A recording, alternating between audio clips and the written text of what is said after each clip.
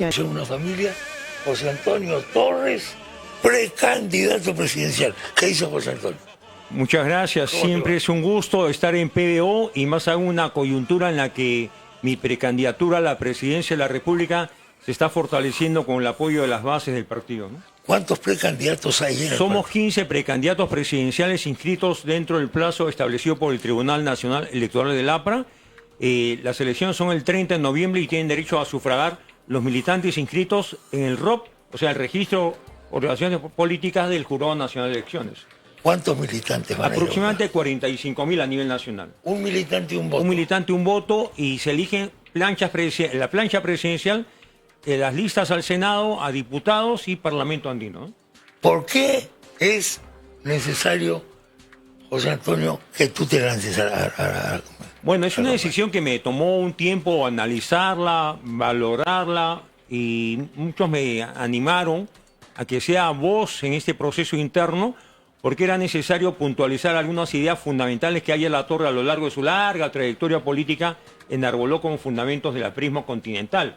El antiimperialismo en tiempos de globalización, de pugna por la supremacía mundial, parece que no se explica en los términos adecuados como podría haberlo entendido Aya Latorre si en estos tiempos él tuviera la oportunidad de expresarse. El APRA insurge como antiimperialista yanqui, sí, y luego habla contra todo imperialismo, claro, porque surge el imperialismo soviético, y ahora en estos tiempos yo señalo, y esa es una de las razones por las que estoy en la contienda interna del APRA y nacional, es que hay 3 imperialismos en pugna por la supremacía mundial, sí, y siguiendo la línea de los lemas apristas, sí, ni con Washington, ni con Moscú, ni con Beijing. Y ahora le añades ni con Beijing. Así es, y con la total convicción de que es parte de un proceso emergente, una economía en proceso de expansión mundial.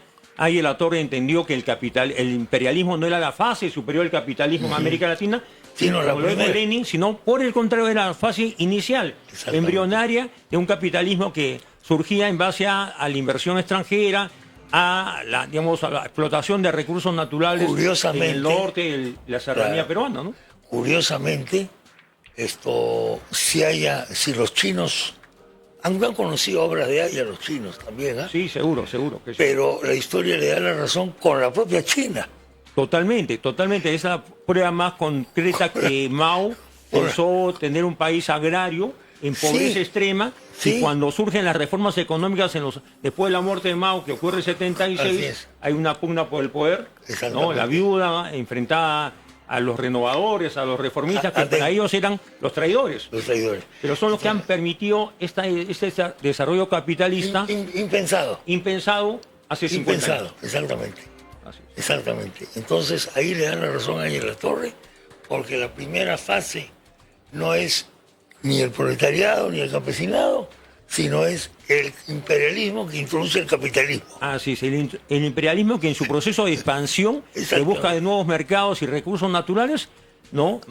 Se asienta en países que tienen recursos por explotar, pero que no tienen el capital ni la tecnología para desarrollarlos. Ese es el caso chino, Vietnam también. Vietnam es otro ejemplo. Entonces, yo creo que Víctor Raúl, y eso es lo que más me anima, está vigente mucho más que hace 50 años. Sí, pues. Porque hace 50 años se decía que el APRA era proimperialista. Sí, claro. Cuando yo era estudiante en la Católica y debatíamos en el patio de letras, en las aulas, se decía, ustedes son proimperialistas. Claro. Nosotros somos antiimperialistas, decían los que tenían una visión moscovita, marxista-leninista, maoísta, ¿no? Claro. Y ahí lo que pasa es que cuando Aya Latorre regresa al Perú después de un largo exilio, después del incidente con la Embajada de Colombia, etcétera, el Perú ha cambiado y se da cuenta de que no puede seguir esta perpetua guerra civil en la que hemos estado envueltos. Una guerra todo el siglo XX. que significó la pérdida de libertades para el APRA, la persecución de las dictaduras contra Aya Latorre y los apristas por casi 30 años, el veto militar del año 62, sí, que impidió que Aya Latorre, habiendo sido el más votado en las elecciones generales de ese año, sin embargo, las Fuerzas Armadas expresaron a través del presidente Prado que no iban a reconocer la victoria de Aya Latorre. Y Aya Latorre, en un discurso histórico, en mi concepto, que está en las obras completas, el discurso del veto, dice, si yo soy un obstáculo, para preservar las libertades y la democracia en el Perú, me aparto del proceso, pero que se respete la elección de nuestros senadores y diputados. Sí. Ese propósito fracasó porque días después se consumó el golpe de Pérez Godoy. 18 de julio. 18 de julio del año 62. Y se convocan a nuevas elecciones en el año 63. Y ahí sale Belaúnde elegido con la alianza de las Fuerzas Armadas. Con el apoyo de las Fuerzas Armadas, evidente. Eso es una cosa clarísima. Hay fotos, además, de gente de Acción Popular yendo a Palacio. Visitando a Pérez Godoy para saludarlo luego del consumado el golpe militar. Efectivamente. Entonces, todo esto es así. ¿Cómo te inicias tú en el partido? ¿Cuál es tu trayectoria histórica? Bueno, yo tengo una militancia de casi 50 años porque mis simpatías por Aya La Torre surgen siendo niño, siendo adolescente en el colegio. Mi promoción me recuerda como el aprista, ¿no? Y cuando ingreso a la Universidad Católica, Aya La Torre estaba vigente, tenía un trato permanente con los jóvenes, con los comandos universitarios apristas, y yo me inscribo formalmente en el APRA, ¿no? Y tengo una representación dentro del Cuba Católica, subsecretario general, secretario de organización, asumo cargos en la Secretaría de Prensa y Propaganda de los del Cuba Nacional. Trato con Aya La Torre, tal vez era el más joven de ese grupo y tal vez el más tímido, pero nos sumamos a la campaña por la Asamblea Constituyente el año 78. Aya vuelve de una visita a Venezuela y a Europa. El 6 de enero del 78 hay una gran manifestación en la Plaza San Martín, colmada de manifestantes apristas o no apristas, y Aya vence las elecciones de la Constituyente con la mayor votación preferencial y el APRA tiene 37 constituyentes, PPC 25, los sectores de izquierda 30, y hubo un ánimo del doctor Bedoya y una grandeza y gesto político de su parte de dar sus votos sin condición alguna para que Aya La Torre sea elegido presidente de la Asamblea. Mi generación conoció a Aya La Torre, participaba del Parlamento Universitario, de los coloquios de los jueves, se sumó a la campaña de la Constituyente y cuando desaparece físicamente Víctor Raúl, lloramos su muerte y acompañamos el cortejo, largo cortejo fúnebre, desde Alfonso Ugarte hacia el norte del Perú, donde fue una semana después enterrado en Trujillo, ¿no? La cuna del aprismo. Entonces, ahí está digamos, el inicio de mi formación política. Nunca me he ido del APRA, nunca renegué del APRA. El APRA ha pasado muchas vicisitudes a lo largo de estos años. Surge el presidente García, es 2 veces presidente, hemos tenido democracias, dictaduras, y me he mantenido al lado del partido de Aya La Torre, y por eso creo que hablo no como aprista solamente, sino como ayista. Un ayista que quiere poner en alto la valía académica, intelectual y moral de Aya La Torre, y tantas veces he estado en este programa y en otros de PBO en los últimos años porque creo que el militante debe ser constante. Hay a veces quienes se toman sus vacaciones políticas, en mi caso he estado en el día a día, publicando columna de opinión, dando conferencias, coloquios, estando en las bases, y ahora veo con gran gratitud que los compañeros están ya hablando del compañero Torres Iriarte, y algunos medios dicen el número 8, la lista o la plancha presidencial del compañero Torres Iriarte, podría dar la sorpresa el próximo 30 de noviembre. 30 de noviembre. ¿Vas a ir al Congreso también? Bueno, postula al Senado Nacional con el número 18. Sí. ¿El distrito único o el distrito regional? Distrito Nacional. Distrito Nacional. Sí. Es una, digamos, la ley lo permite. Sí. Antes estuvo vigente esa norma, se derogó para los candidatos presidenciales, no para los vicepresidenciales, sí. Pero ahora se ha restablecido y yo diría que casi todos los precandidatos presidenciales, en el caso del APRA, que somos 15, la mayoría optan por postular a diputados o senadores incluso. ¿Qué tiene que decirle o qué puede decirle el APRA al pueblo peruano de hoy? Que somos un partido con historia, con tradición, con una entrega por la causa de la justicia social, del pan con libertad, pero que somos un partido que fundamentalmente defiende la libertad ante una amenaza totalitaria, la libertad como principio fundamental. Y yo siempre he dicho que si hubiera tenido que elegir entre la libertad y la justicia social, hubiera optado por la libertad como valor superior. Entonces somos el partido de la libertad, de la lucha contra el comunismo totalitario, contra las voces extremistas El APRA enfrentó a Sendero Luminoso, el APRA entregó más de 1.500 o tal vez 2.000 compañeros que fueron asesinados por Sendero Luminoso, y esta tradición aprista de lucha y entrega y consecuencia, yo pretendo expresarla en estos tiempos, en un mundo globalizado, donde hay tres grandes potencias por la supremacía mundial. Seguimos siendo antiimperialistas, pero siendo allistas, tenemos que tratar con el imperialismo, saber negociar, no aislarnos, no ser autárquicos, sino afirmar un capitalismo que permita crear riqueza, como lo dijo ayer Latorre en el 45, crear riqueza para el que no la tiene, ¿no? ¿Te está sorprendiendo, Gerí? Sí me sorprende, incluso tal vez no se ha dicho, ¿no? El presidente Gerí, hasta donde yo conozco, porque me lo han informado compañeros de su generación que militan en el APRA, estuvo en el Comando Universitario Aprista de la Villarreal varios años. No sabía eso. Él estudió en Villarreal, se incorporó al CUA Villarreal, fue militante de base, iba a Alfonso Ugarte y luego tomó la decisión de acercarse a Somos Perú a iniciar una carrera política alejada del APRA.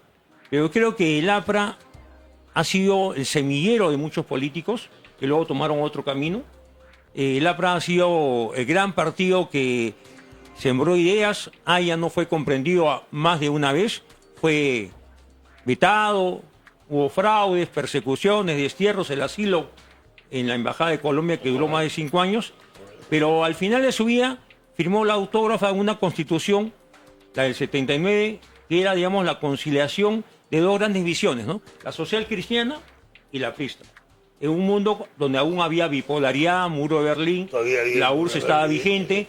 Claro, los tiempos son otros, pero yo creo que mi deber es hacer aprismo, explicar, sin ningún fanatismo, sin ningún propósito de estar por encima de nadie, e invoco incluso que haya debate interno del APRA, entre los precandidatos hay un debate abierto, como hay en los Estados Unidos entre republicanos o demócratas, ¿no? Estamos haciendo docencia a nivel nacional y me da gusto que los más jóvenes o los ciudadanos del Perú que no son apristas empiezan a ver con curiosidad y atención la interna del partido aprista, ¿no?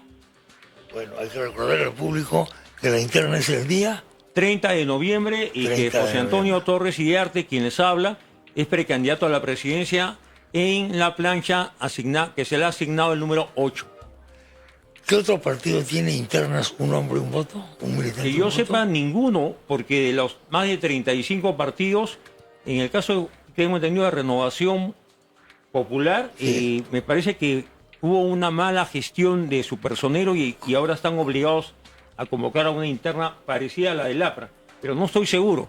Pero lo cierto que sabemos que hay muchos precandidatos que no tienen competidores, o sea, son virtuales candidatos. Sí, virtuales candidatos. Ya. Entonces están en campaña. Única, dueños de partidos, ya. Bueno, lo he escrito en términos la económicos. Reforma política que promovió Martín Vizcarra en el 2018 con el equipo técnico que lideró toda esta solemnidad, ha permitido multiplicar los partidos políticos y de alguna forma debilitar a los antiguos partidos.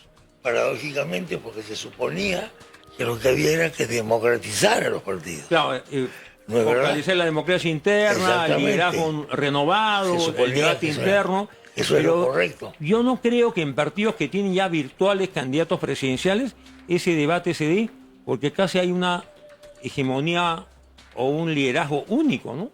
Sin competencia. Entonces yo creo que el gran liderazgo de Ayla Torre, que concluye su vida en el 79, el liderazgo del presidente García, 2 veces presidente de la República, y su muerte del 2019, que todos lamentamos. Creo que el presidente García ya tiene un lugar en la historia, se ha reconocido en el tiempo como un líder continental y estadista, pero esta generación, porque lo bueno, Chema, es que de los 15 precandidatos hay compañeros precandidatos de todas las generaciones. Y eso significa que el APRA es un partido de militantes, no de cúpulas, de militantes, y sobre todo de militantes con deseo de hacer política, porque la política no se hace en un escritorio, se hace en los medios en estos tiempos, en las redes sociales y también en el ámbito académico, universitario o sindical, ¿no? Y por esas razones es que me he animado y decidí pasar a una posición de militante en el plano ya nacional, expresando una posición con una visión de Estado, una visión internacional, con una propuesta de gobierno que al final va a ser la del partido aprista, pero cada candidato pues tiene algunos perfiles que puede, digamos, reforzar en el plan de gobierno, ¿no? Bueno, José Antonio, gracias por la visita. No, al contrario, muchas gracias. Seguimos en contacto. Creo que ha sido una conversación grata espero que sí. Y un saludo a todos ustedes, a quienes nos escuchan o nos ven, y un saludo a la militancia para que concurra a votar, todos concurran a votar el 30 de noviembre en las mesas de sufragio que se han establecido en todo el país. Con el brazo izquierdo en alto, prometamos jamás desertar. Prometamos jamás desertar. Muchas gracias, José Antonio, ha sido muy amable. Hacemos una rápida pausa y continuamos.